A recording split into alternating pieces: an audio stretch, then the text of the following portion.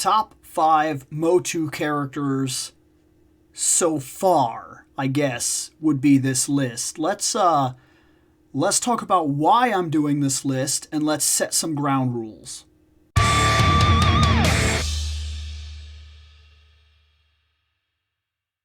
Okay, so here's the thing. A little while ago, I was asked a question, okay? One of the people on my videos said, "Hey, I love your videos." And I was like, "Yeah, thanks, man. Always happy to hear that." And then he was like, "Okay, so look, top 5 MOTU characters of all time in order." And I'm like, "Okay, well, hold on a minute, because I don't know exactly what you're asking." So I said, "All right, so is this just characters in general? Or figures? And if figures, what line? Like, where am I drawing the line here? Am I going Masterverse? Am I going Classics? Am I going Origins? What am I doing here?" And he's like, "No, MOTU characters in general." And that is the first part of why we're doing this to begin with. So, let's break down the next part here. In order to do this list, I'm going to have to really stop to think, and I'm going to have to tell you something right off the bat. I have only ever seen Revelation. That's what got me into it. And then I've watched about 56 episodes of the original series after that. I've seen literally one episode of the 2000X, and that is the extent of my MOTU knowledge. Except, let's be fair, I have read, and I believe this is true, every single mini-comic that exists. I read that compendium of mini-comics that came out, and I also read some of the mini-comics that I found that were scanned online, where people like on Twitter or whatnot were like, "Hey, I took pictures of my mini-comic, yada yada." And so I read a couple of them that have like never been released and things like that. One that was kind of neat that even had like some Evil-Lyn in it. And so that's my basis. So when I do this list, keep something in mind real quick. Most, and if you've been here for a while, you know exactly what I'm talking about, I'm new to this. And I view this a little differently than some other people do. Yes, MOTU is a very established canon and continuity in certain ways, but it's incredibly malleable. This is like asking, "What's your favorite Batman?" Well, okay. Or what's your favorite Batman villain? Now we get a little complicated. If I say Joker, what one am I talking about? That's a malleable property. Batman has stood the test of time because he can be campy, he can be fun, he can be serious, he can be deadly, he can be psychotic, he can be very well put together, he can be vigilante, he can be literal criminal. You can go almost any way with Batman, tell the story, and make it work. They've proven that time and time again. They've done harsh takes, light takes, fun takes, extreme takes. Because of that, when I look at MOTU, I understand it as a very malleable nature. And to me, these characters, I see the toys first and foremost in my mind before I see anything else. When I look at the toys, that is what I'm seeing. I don't necessarily see what was given to me in the series. Yes, I tend to like Fisto a lot, and I tend to like him in Revelation, and I tend to enjoy the episode that he showed up in the original series. But when I primarily look at that figure, what comes to mind is the figure. So in a way, this list cuts into my favorite figures, but that's not true. That'll be a different list altogether if I choose to do it. These are so far my favorite characters, and you know my background into how far I know these characters, so this opinion is very open to change as I watch the rest of the series. But so far, my favorite characters in order are as follows. Number 5 is the Sorceress. I think she is a tremendous design, one of the best designs I have literally ever seen, and I actually don't care for them redesigning her. What I see in the original series and what I see in the toy release and what I see in like the statues, that's the Sorceress. 100% that's the Sorceress. That's what I like. I love that her life force, her eternity and her power is tied into the castle. I love that. I love that she always has answers. She's very mystical. She's incredibly knowledgeable. She's ridiculously powerful, but only as far as the walls of Castle Grayskull. Once leaving the walls, her powers drain fast, and she's not very powerful, which is why she takes champions that will go out and do certain things. And she seems tied into the universe, that she understands when things are going on at a rate that the other characters literally almost can't even comprehend.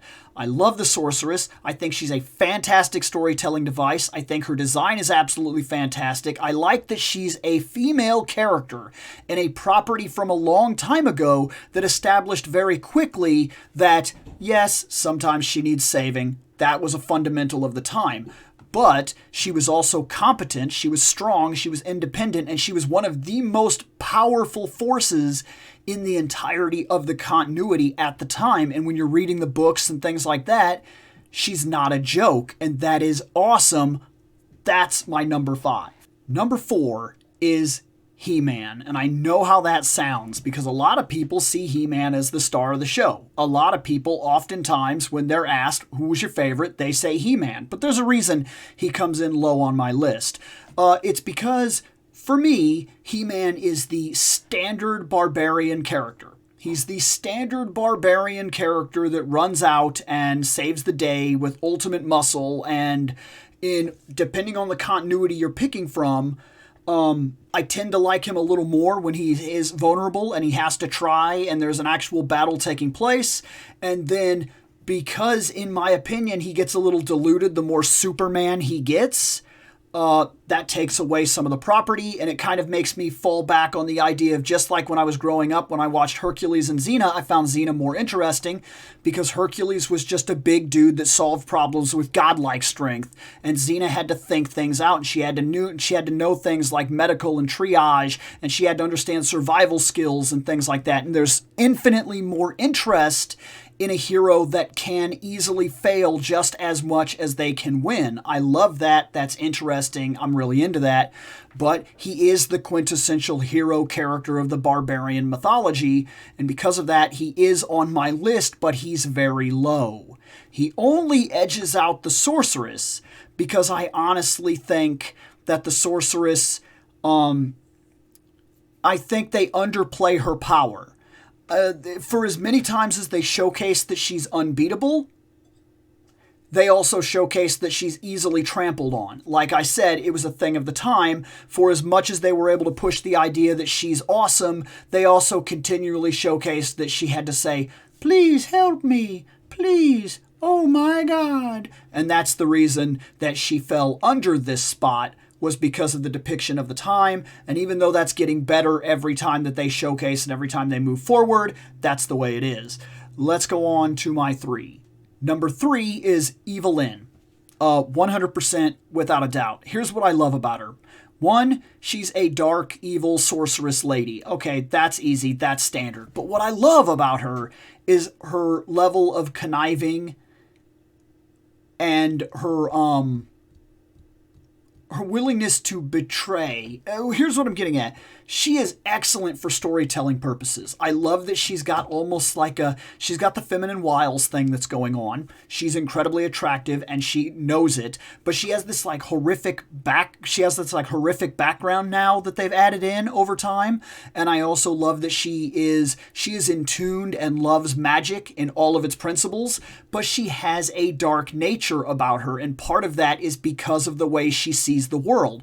She's interested in gaining power so she can never fall victim to being powerless ever again. And in that doing, she's made herself very available and teamed up with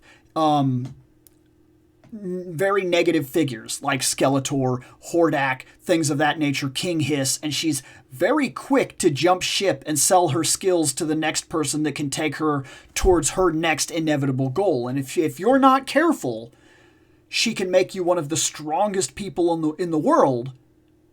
Literally, she can serve Skeletor and make him one of the most fearsome things on the planet by having her under his control and being able to utilize her skill set. But at the same time, if he doesn't keep a real close eye, she will gut him the second he turns around. That is infinitely interesting in the way that they can play that character off, and you never quite know where you stand with her, so you've always got to watch your back, while at the same time, sometimes she is into the fabric of what's going on so deeply that you have no real choice but to play ball with her, like in Revelation. So, yeah, awesome. Number 2 is Skeletor. Yeah, of course, 100%, without a doubt. It's Skeletor. Of course it's Skeletor. Look, what can you say? He's a level of iconic that is absolutely undeniable, from his look to his voice to the snarkiness of him to the ridiculousness nature in which they play him off as a joke and then at the same time make him literally one of the most dangerous things to have ever walked Eternia. That is incredibly enjoyable. And then they tie in the backstory where he almost gets a bit of a Joker thing going on now, where he very well could be Keldar, but he very well could also be this other thing that he's trying to send out there now, that years ago, on his planet, he was basically a hero and yada yada and all this other stuff. And I know that people didn't like that comic idea. When I read it, I was like, do I like that? But you know what I like about it is they leave it just enough open-ended for him to, at the end, kind of give indication that he may have been BSing, while at the same time give just enough indication that may have been real. That may have been very real. And then you've got to wonder, is this a Joker-esque, if I'm going to have a backstory, I'd rather it be multiple choice kind of thing? And it could well be.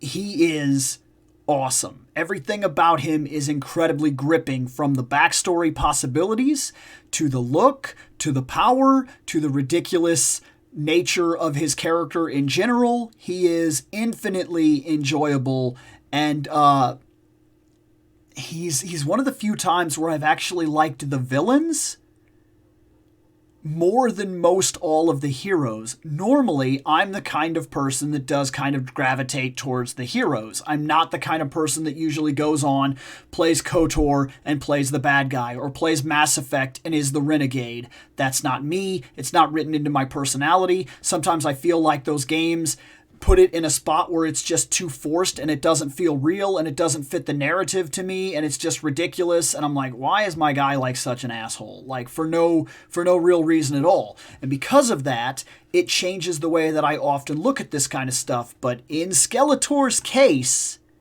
I really enjoy him. In fact, the last thing I read that even boosted him even more, in my opinion, was I was starting to read some of the DC comic books, and I read the crossover where it's the Masters of the Universe with Injustice, and I read that whole book, and I was like, man, Skeletor just knocks it out of the park all the time. Like, he's so enjoyable all the time.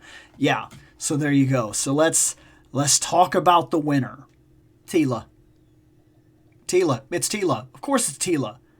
Of course it's Teela. Guys, if you followed my entire run so far through MOTU and how I've gotten into it and how I've explored it and what's interested me and what hasn't and what's played well with me and what hasn't, things like that, and what's really catching my attention, Teela. Teela is my favorite. I like her in the Filmation. Like, I really like her in the Filmation. I like that she's just a warrior princess woman thing.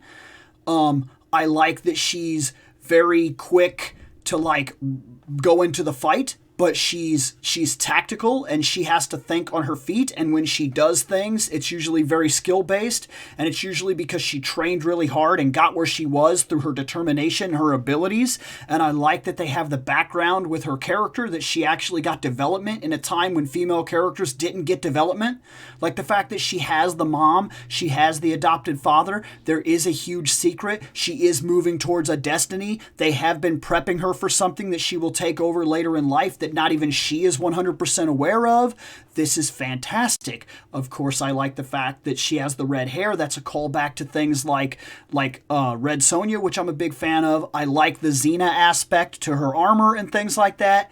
I like when they redid her and made her a little younger, and you got to see some of that they played her off younger in the 2000X series, from what I've seen, and she plays as more of a hothead, even though I would argue that she always has been. I'm currently watching the original series, and she's the first one to pop off or have a problem or tell somebody off or be like, listen, sister, or whatever, that kind of thing. And she's one of the very, she's also the person where later on in the series, they go in to talk to this hunter guy, and she's very quick to be like, who do you think you are? Blah, blah, this and that. And, nothing gives you the right to be the kind of person that you're being.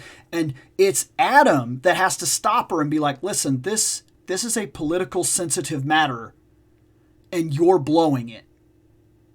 Let me talk to this guy. And then he has to go in and be like, look, blah, blah, this. I got to play ball because I have to play ball. Because that's literally something that I have to do because this is some political BS.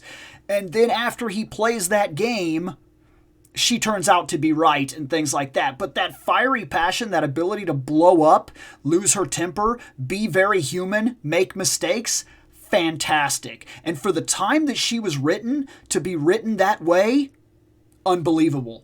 Literally unbelievable. Look at the other characters you had to choose from in that time. Look at it.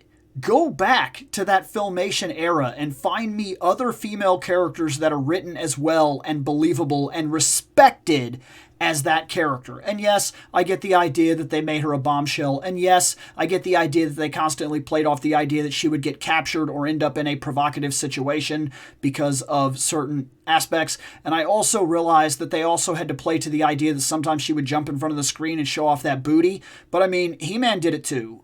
Just if we're gonna make that argument right now, you saw He-Man's butt quite a bit in that series' fuzzy butt pants. I'm just saying that for the time, she was written exceptionally well, even if she still was written in a time that was going to depict a very specific kind of character.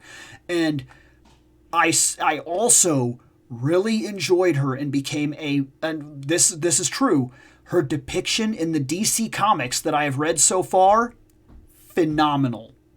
Not a joke, phenomenal. Fantastic. Huge fan so far. Huge fan. I read that Injustice, where she even had that moment, she told off the Batman. Look, there's not a lot of characters that get to tell off the Batman and leave him in a spot where all he can do is go, oh, yeah, you're right, I'm an asshole. How many people have got to do that in the history of comic books? And there is a moment where she makes a kill, she kills. And Batman is like, oh my God, what's wrong with you? And she's like, in war, there are casualties. You brought us into this. You created this situation. You let him go. You gave him power. You needed help. We came to fight your war. And I made a judgment call, this person is dead, and that is directly the result of waging war. What about it? And he's like, oh, well, shit. I mean, well, you're, can't really argue there. He's got nothing. He's got nothing because she's right. And it's not the only time she tells those characters off, too. There's other times when they're like bagging on He-Man about something, and then she'll come right in and she'll defend him and talk about Adam as a person, not what they did, where they basically played the same game that the Jedis did with Luke Skywalker, where they took a child, a very powerful child that they basically viewed as a weapon, their last chance, and aimed it at the Emperor and Darth Vader and said, go get him, and then didn't even give him the information that he needed to actually go get him. It was just a bunch of stay here, train here, learn, be brainwashed by us, be what we need you to be a weapon, and go do your job. Bring order back to the galaxy. How? Kill them too. That was their end goal. You must confront Vader. Only a fully trained Jedi can confront Vader and his Emperor. Well, that's what you were doing, was aiming a weapon at the Empire. And I get where it was coming from. But the same thing they do in the Injustice book, where they basically take He-Man and they're like, he's it. He's our trump card. he's our weapon. They go and they get him, and then he starts making decisions for himself because he's like a person that makes decisions, like Luke Skywalker was a person that made decisions and said, I'm not just going to watch my friends die, I'm going to the Cloud City. And he just went, and they were like, no, you can't do that because we're not ready for this yet. And yeah, I get that there were ideas behind that. You could argue that they were right and so on and so forth, but you get where I'm coming at with this. He's a person that made his own personal decisions, and nobody was there to like back him up. Nobody was there to say, nah, Luke thinks this way, or Luke did right, or yada yada. Nobody's there to like tell Yoda off or tell Obi-Wan off that this is the way it's gonna be. And they even basically threaten him like, I can't interfere and yada yada, and you'll be doing this on your own and blah blah blah. But like, when He-Man starts making his own personal decisions and they decide to like move against that, where they're like, this child, they refer to him as like a, not unsophisticated, but immature child, they refer to him. And she's like, yeah, he is. And you chose to bring him here, and you chose to use him like a weapon, and you're choosing to view him the way that you choose to view him. He's my friend. He's my responsibility. Okay? I'm here to fight your war. Only because he's here to fight your war, and only because he sees goodness in its outcome. And she's telling people off. She's making her rules. She's setting the laws down. She is awesome. Untouchable character. Really, really solid development, especially over the course of the years where she is gone. I don't know how I feel about her. All I've got to do is see her design from the new CGI show. And I guess I'm not going to go into that whole, it's not my Teela. It is very jarring that it is 100% design-wise not even close to what I know as Teela. So I haven't seen it yet, but I can't really remark as to where I sit with that, but you get the idea. And I'm not mad about what they did with her in Revelation. In fact, I've argued that too, and you can go back and check out those videos if you want me to talk about that kind of stuff, because in all honesty, the redesign that they gave her made sense for the story they were telling, and by the end of it, they still reset to a type of status quo where she's back with He-Man and things like that. Look, guys, Teela is my favorite character so far of what I've seen, and that is my 5 favorite MOTU characters so far. Only a top 5. Had I done a top 10, there were definitely other characters like Man-at-Arms that would have made the list, but I'm trying to stick to kind of a top 5 type of structure here when I do these for right now, and if I get into top 10s later, that's what I'll do. But I'm gonna get out of here.